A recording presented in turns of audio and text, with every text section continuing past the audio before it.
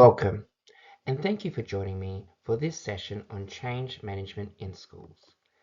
My name is Lyndon Pullen, and I worked as a high school teacher for 12 years, having varying levels of leadership. Now, I help people succeed when there is a change in their workplace. Change is a constant in education, whether it's a new curriculum standard, technology adoption, or even shift in leadership. But managing that change effectively makes all the difference. Teachers and school leaders are at the heart of every change that happens in education. You are already practicing change management, even if you don't call it that. What this session aims to do is to help you understand what change management is and how you can apply it intentionally to make all transitions smoother and more effective for you, your colleagues, your students, and your whole school community. So, what should you expect in this session? We're going to explore how people react to change, why managing change well is essential in schools, and practical strategies to lead change successfully.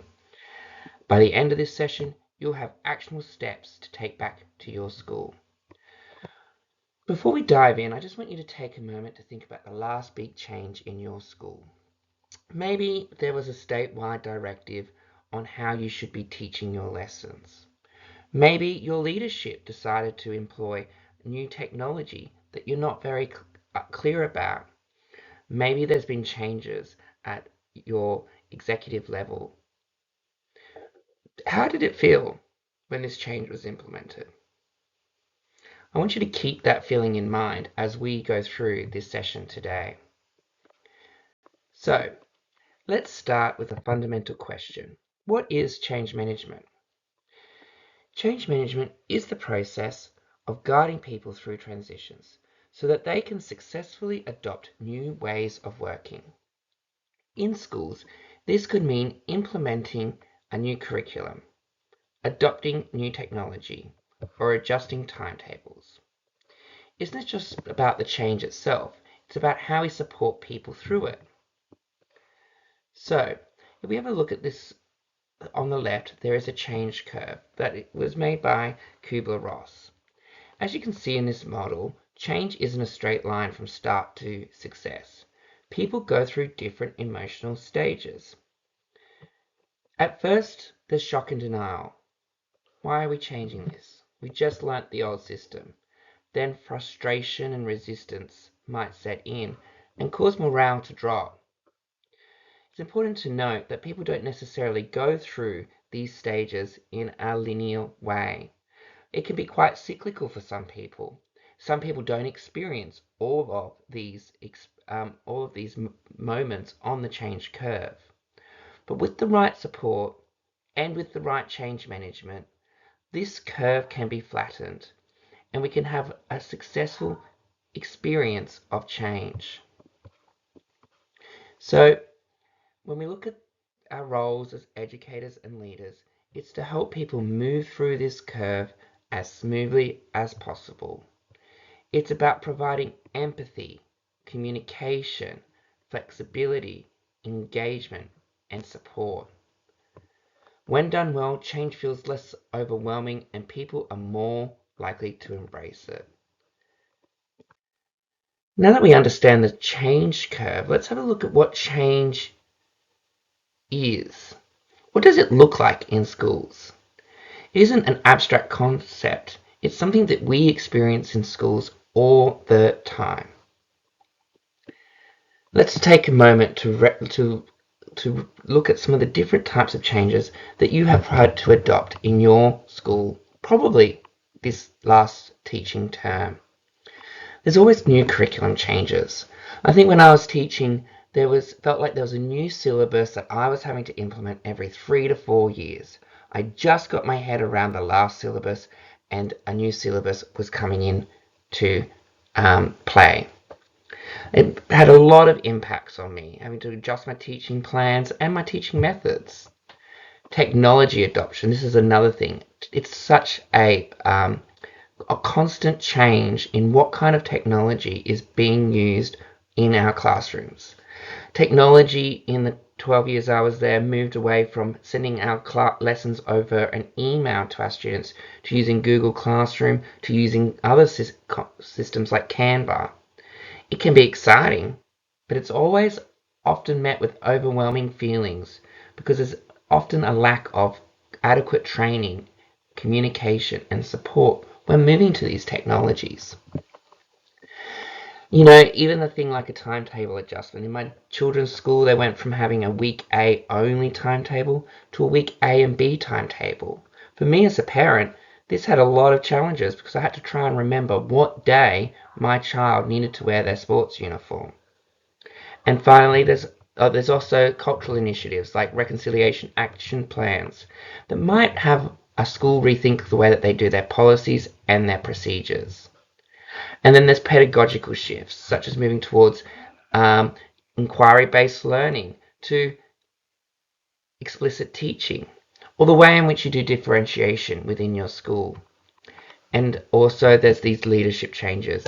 How many principals, how many department heads, how many policy changes have you experienced in your time as a teacher? The challenge isn't that change happens, it's that it happens constantly. Without a structured approach, change can feel disruptive, stressful, and overwhelming. That's why effective change management is essential. It ensures that change is intentional, well supported, and sustainable. We can see this in the numbers.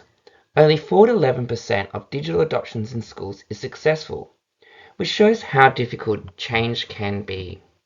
But when organizations use structured change management, 75% of them meet or exceed their objectives. This tells us that managing change well isn't just a nice to have, it's the key to making change work. So why does change matter? We've talked a lot about what change looks like, and now we're going to see what happens when it's managed well and what happens when we don't. Change can either create clarity and momentum or lead to stress and disengagement. The difference is how we manage it. So let's have a look at what happens without change management here on the left. Without a structured approach, change feels chaotic and disruptive. We see high stress and confusion. Engagement drops and adoption is slow. People resist the change or struggle to integrate it.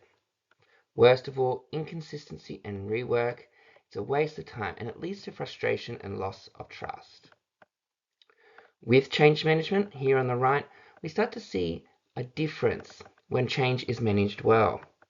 People feel supported. There's clear communication, training, and resources to help them adapt. Engagement is high because staff and students see the value and are involved in the process. Adoption happens fast because change feels intentional, not forced. And most importantly, change sticks. It becomes part of how we work instead of something we constantly fight against. Now that we understand and have explored why change is important, let's talk about who actually drives change in schools. The answer, it's a team effort, but teachers and school leaders are at the heart of it.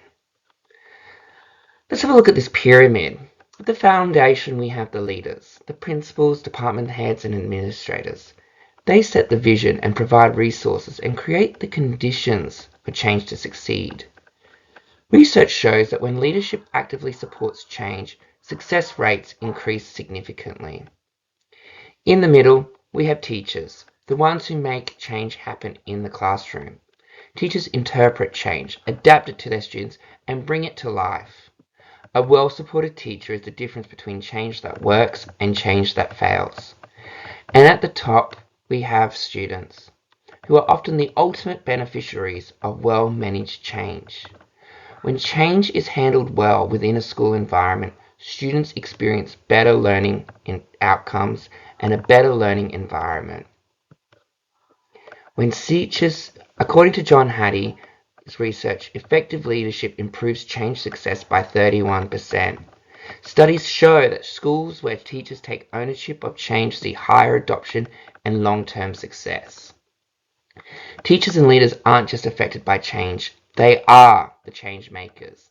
And when they're engaged and supported, change isn't something that happens to them, it is something that they drive. So there are a lot of roles in change. And successful change isn't just about one person. It's about having the right people in the right roles. Let's break down the key roles in this school-based change. So the first role that we have is a change sponsor. They're our leaders and our principals in a school. They provide the vision, that secures resources and removes barriers.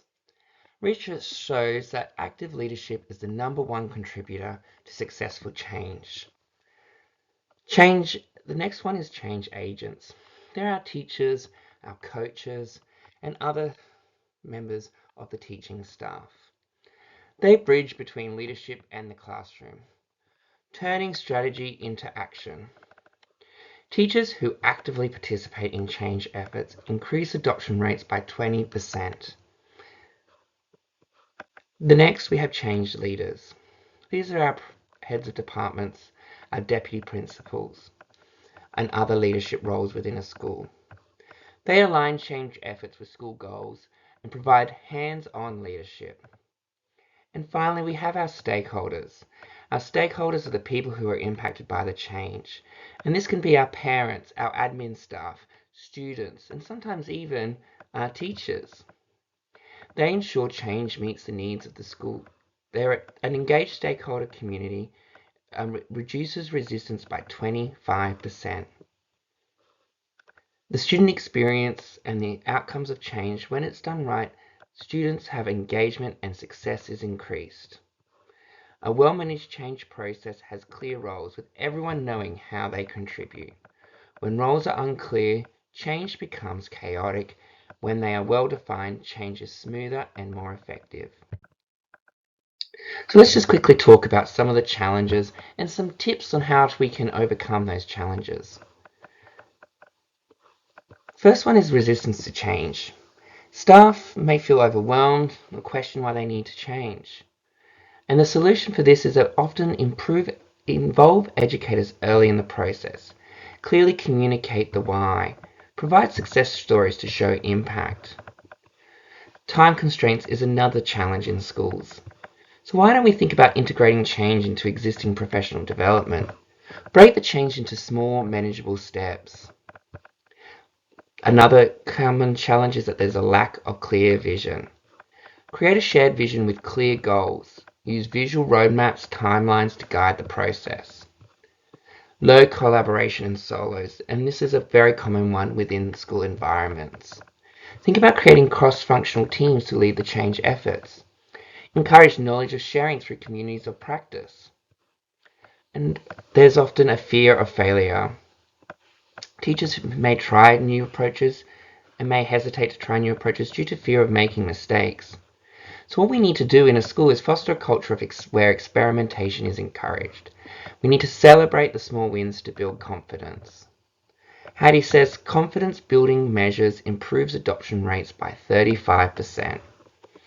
Every challenge has a solution, and when we acknowledge barriers and take proactive steps, change becomes smoother and more effective. Think about a challenge you face with change. What worked and what could have been done differently? Thank you for joining me today. I hope today gave you some practical insights into why change management matters and the crucial role you play. Don't forget to grab your free reflection worksheet and think about the last change your school experienced. How was it handled and what would you do differently? In our next episode, we're going to explore the change curve, understanding reactions and guiding your teams through that change. Follow me on LinkedIn for more updates. See you there.